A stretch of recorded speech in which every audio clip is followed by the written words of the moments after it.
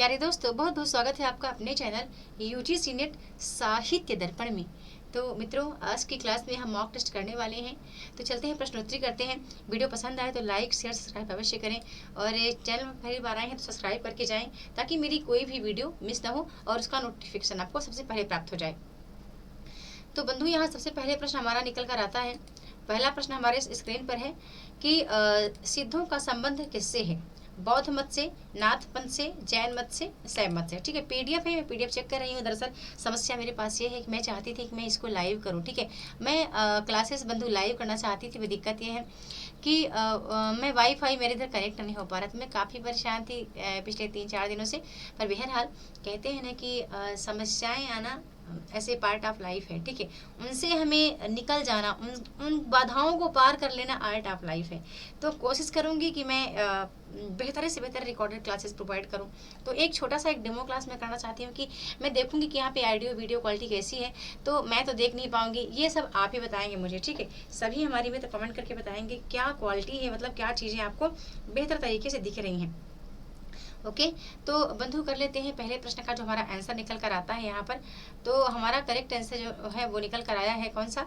हमारा आ number correct है, बौद्ध मत। ठीक है, सिद्धों का संबंध किससे है? तो बौद्ध मत से है। अब जब आगे चलते हैं अगले प्रश्न की ओर, तो अगला प्रश्न निकल कर आता है कि बौद्ध मत की महायान शाखा के साधना पक्ष में किस प्रमुख तत्व के प्रवेश से वज्रयान का उदय हुआ? तो यहाँ पर जो हमारा करेक्ट आंसर है वो द नंबर करेक्ट है, तांत्रिक साधना। ठीक है, आप देखते जाना, आप सभी ऑप्शन को देख सकते हैं। कई मित्र हैं जिनको इसका इन प्रश्नों से वो रूबरू हैं, पर मैं इन पीडीएफ को एक बार मैं थोड़ा सा रियलाइज करना चाहती हूँ। इसके बाद में अपने बनाए नोट्स, जो मैंने मतलब मेरे हस्तलिखित नोट्स हैं या मेरे बनाए जो प्रश्नोत्तरी हैं घुमा फिरा के जैसे भी हमने बनाए हैं, वो मैं आपके समक्ष रखना चाहूँगी। ठीक है, तो सिद्ध मत में 5 मकार कौन से हैं यहाँ पर? तो हमारा जो करेक्ट आंसर 3 नंबर का निकल कर आता है वो यहाँ पर तीसरे नंबर का ब नंबर निकल कर आता है, मध्य मास, मत्स्य, मैथुन और मुद्रा। ठीक है, अब जब आगे चलते हैं अगले प्रश्न की ओर, तो अगला प्रश्न हमारा फिर निकल कर आता है यहाँ पर। ठीक है, अगला प्रश्न फिर हमारे समक्ष आता है कि सहजयान को वज्रयान की कौन सी अवधारणा माना गया है? तो यहाँ पर जो हमारा करेक्ट आंसर बंधु निकल कर आता है, अब आपको बताना है कौन सा करेक्ट आंसर होगा। ठीक है, आप भी थोड़ा सा 1 मिनट का वेट किया करें। पूर्ण अवस्था, मध्य अवस्था, सिद्धावस्था या फिर अपूर्ण अवस्था। ठीक है, तो करेक्ट आंसर हमारा यहाँ जो 4 का है वो सा नंबर करेक्ट है। यहाँ पर सिद्धावस्था हमारा करेक्ट आंसर है ना। अब आगे चलते हैं अगले फिर देख लेते हैं। तो यहाँ पर हमारा जो अगला प्रश्न निकल कर आता है, प्रश्न है कि चर्या पद का संबंध किससे है? तो हमारा जो करेक्ट आंसर है बता दूं, वहाँ पर आ नंबर करेक्ट है, सिद्ध मत से। अगला प्रश्न है कि डिंगल शैली का प्रयोग किसमें मिलता है? सिद्ध साहित्य में, जैन साहित्य में, रासो साहित्य में या फिर मतलब द है लौकिक साहित्य में। तो जो हमारा करेक्ट आंसर यहाँ 6 नंबर का निकल कर आता है, तो वो 6 नंबर निकल कर आता है, रासो साहित्य में डिंगल शैली का प्रयोग हमें देखने के लिए मिलता है। अगला प्रश्न है कि गुह समाज या स्त्री समाज का संबंध किससे है? तो यहाँ पर जो करेक्ट आंसर 7 नंबर का निकल कर आता है वो ब नंबर करेक्ट है, वज्रयान शाखा है।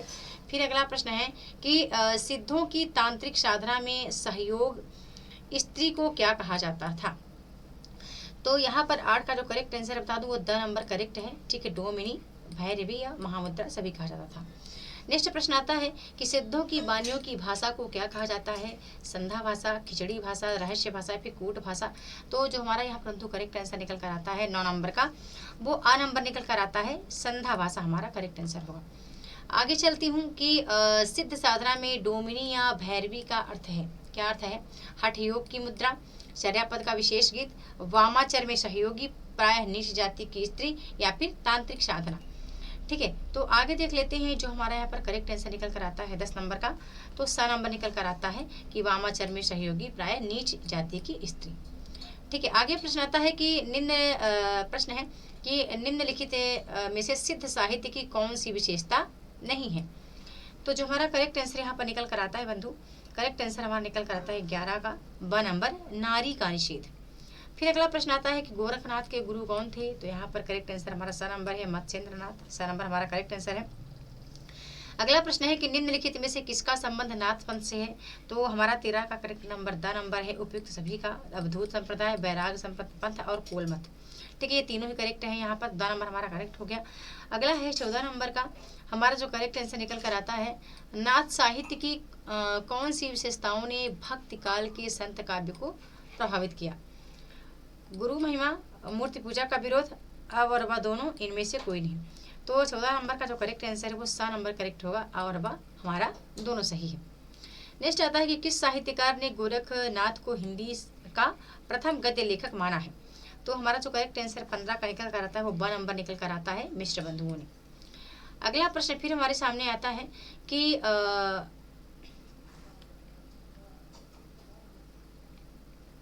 ठीक है, अगला प्रश्न हमारे सामने निकल कर आता है कि 12 पंथी संप्रदाय के प्रवर्तक कौन हैं।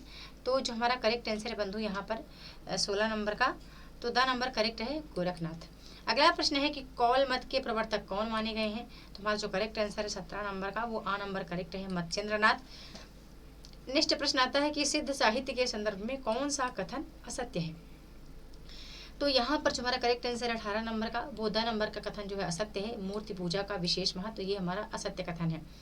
नेक्स्ट प्रश्न फिर आता है निकल करके कि हिंदी साहित्य की किस काव्यधारा पर सिद्ध और नाथ साहित्य का सर्वाधिक प्रभाव दृष्टिगोचर होता है। तो यहाँ पर 19 का जो करेक्ट आंसर है वो ब नंबर करेक्ट है संत काव्य। फिर अगला प्रश्न हमारे समक्ष एक आता है कि सिद्धों और नाथों में किस बात को लेकर मतभेद था। तो यहाँ पर जो हमारा करेक्ट आंसर निकल कर आता है 20 नंबर का, वो द नंबर ही निकल कर आता है साधना में नारी का भोग। ठीक है, सिद्धों और नाथों में इस बात का बहुत मतभेद था। आगे फिर एक प्रश्न लेकर चलते हैं कि ठीक है, अगला प्रश्न फिर हमारे समक्ष आता है, कान में बड़े बड़े छेद करके उनमें बड़ी भारी कुंडल धारण करने वाले कनपटा साधु किस पंथ संप्रदाय।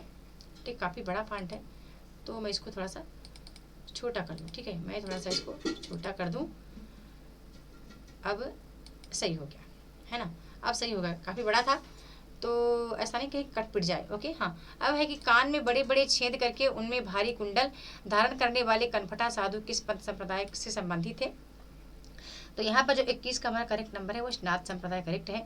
बैराग पंथ किस संप्रदाय की शाखा है। तो 22 का करेक्ट नंबर हमारा ब नंबर निकल कर आता है गोरखपंथी संप्रदाय। श्रावकाचार रचना का संबंध किस मत से है। तो 23 का हमारा करेक्ट नंबर जैन मत है। ठीक है, मैं क्या चाहती हूँ बंधु कि मैं एक बार इसको देखना चाह रही हूँ कि पीडीएफ पर क्या क्लियरिटी आती है, क्योंकि पहली बार में कहते नहीं कोई चीज़ हम न्यू लेते हैं तो हम सीखते रहते हैं, सीखते सीखते त्रुटियाँ जरूर होती हैं। तो त्रुटियाँ तो हमने देखी हैं काफ़ी भी पहले भी बहुत सारे हमने वहन किए हैं, तो अब ये कोई नई नहीं है मेरे लिए, पर फिर भी मैं देखूंगी कैसा है। अच्छा, मैं क्या देखूंगी, आप देखेंगे, आप मुझे बताएंगे कि कैसा है, तो सभी को बताना है। ठीक है, क्वालिटी कैसी है, प्रश्नोत्तरी का क्वालिटी कैसी है, ठीक है, ये सभी बताएंगे। तो सराहपा सिद्ध कवि की कौन सी रचना यहाँ पर है। तो दोहा कोश हमारा करेक्ट आंसर है। अब हम थोड़ा सा इसको भी बंधु, इसको भी थोड़ा सा हम क्या करते हैं, बढ़ा देते हैं। ठीक है, इसको थोड़ा सा हम बड़ा कर देते हैं ये। ठीक है, ये हमारा ठीक हो गया। अब आपको बताना है, ठीक है, अब आपको क्या बताना है, अब आपको ये बताना है कि गोरख बानी का संपादन किसने किया। तो यहाँ पर हमारा द नंबर करेक्ट आंसर निकल कर आता है पीताम्बर दत्त बड़तौल। ठीक है, ये 50 प्रश्न है, तो मैं चाहती हूँ कि इतना करके हम एक बार चेक करें, हम देख लें कि क्या मतलब निकल कर आता है। ठीक है, रिजल्ट क्या निकल कर आता है, इसके बाद प्रश्न होते तो हम अपना करेंगे ही बेहतरीन। ठीक है, अपना करेंगे। अब मुझे बता देना कमेंट करके कैसी लगी क्लास। तो बहुत बहुत धन्यवाद।